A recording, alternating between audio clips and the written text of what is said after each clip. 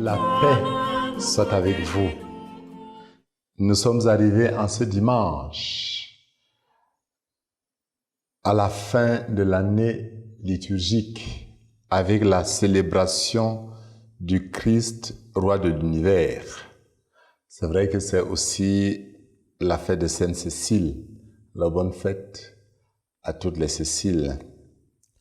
La fête du Christ roi nous donne de voir Jésus comme le souverain universel, comme cet agneau qui est immolé, qui reçoit puissance, divinité, sagesse, force et honneur, et à qui, comme le livre de l'Apocalypse dit, à lui gloire et puissance dans les siècles des siècles.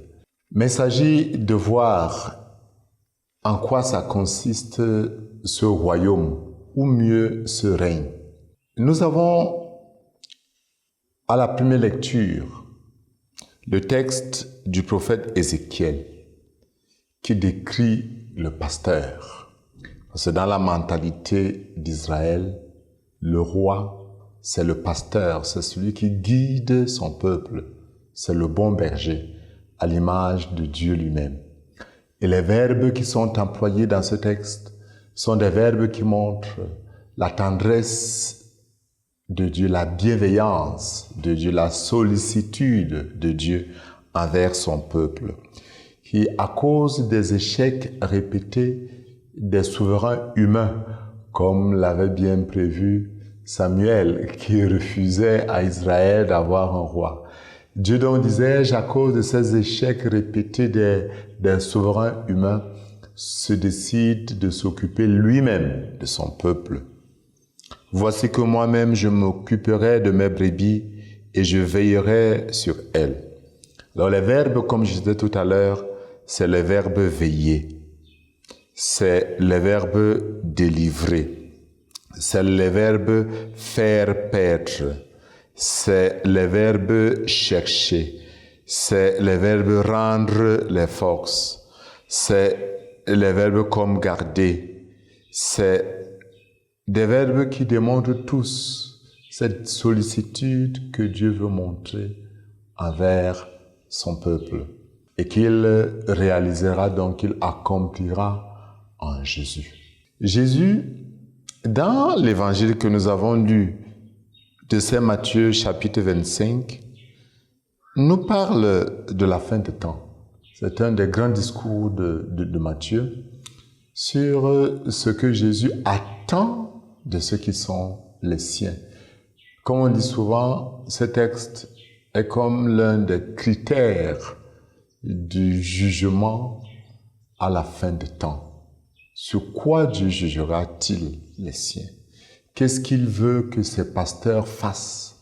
Qu'est-ce qu'il désire que ceux qui sont les siens, qui veulent apporter son règne sur la terre, fassent?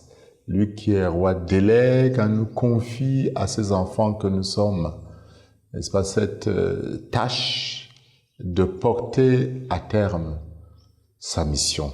Au dernier jour, dit Jésus, ce sera comme un berger qui sépare les brebis des boucs.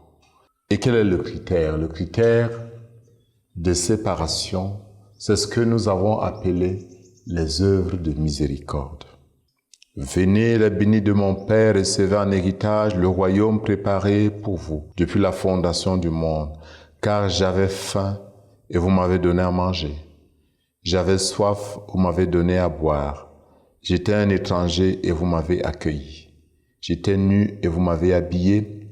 J'étais malade et vous m'avez visité. J'étais en prison et vous êtes venus jusqu'à moi. Évidemment, ça signifie que Jésus s'identifie à chaque personne humaine qui a besoin d'une aide. Dans le domaine comme la faim, la soif, l'habillement, le toit, dans un état critique comme la maladie, l'emprisonnement ou tout autre état de besoin. Jésus dit, chaque fois que vous l'avez fait à un être humain, c'est à moi que vous l'avez fait. Ça, c'est le critère du jugement pour le Seigneur au dernier jour. Saint Paul, dans la lettre aux Corinthiens, précise que c'est en Christ que le projet que Dieu a initié arrive à son achèvement. Il faut bien comprendre, c'est, dit Saint Paul, en Adam que tous les hommes sont morts et c'est en Christ que tous les hommes vivent. Jésus se présente comme le nouvel Adam, celui qui renouvelle la tâche qui, j'allais dire, a dépassé notre ancêtre avec la chute. Et comprenons bien cette faute initiale qui est le refus d'entrer dans le projet de Dieu et entreprendre son propre projet. Et quel est le projet de Dieu? Le projet de Dieu, c'est rendre l'homme heureux quand l'homme accepte de participer au plan divin. Et alors, malheureusement, le malin est entré en scène.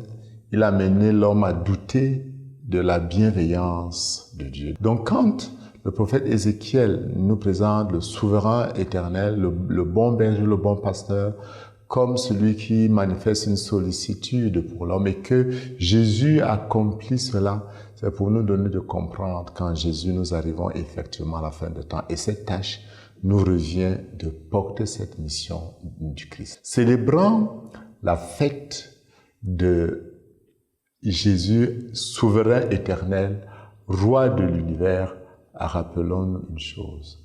C'est nous qui portons à son achèvement le projet de Dieu, en manifestant notre sollicitude envers les orphelins, envers les pauvres, envers ceux qui ont besoin de nous, chacun à son niveau.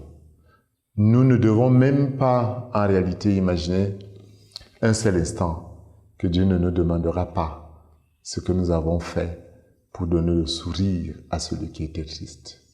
N'avons-nous pas le devoir d'être de ceux-là qui portent la joie de Dieu dans le monde, qui portent la joie de Dieu dans notre société?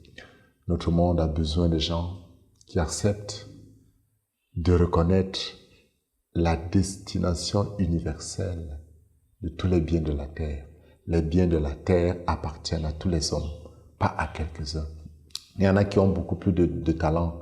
Ils doivent se pencher vers les autres en sachant qu'ils le font à Dieu et à Dieu lui-même. Nous ne pouvons pas imaginer construire un monde où nous écrasons, où nous tuons, où nous rendons malheureux, où nous refusons de prêter main forte et servir le Seigneur.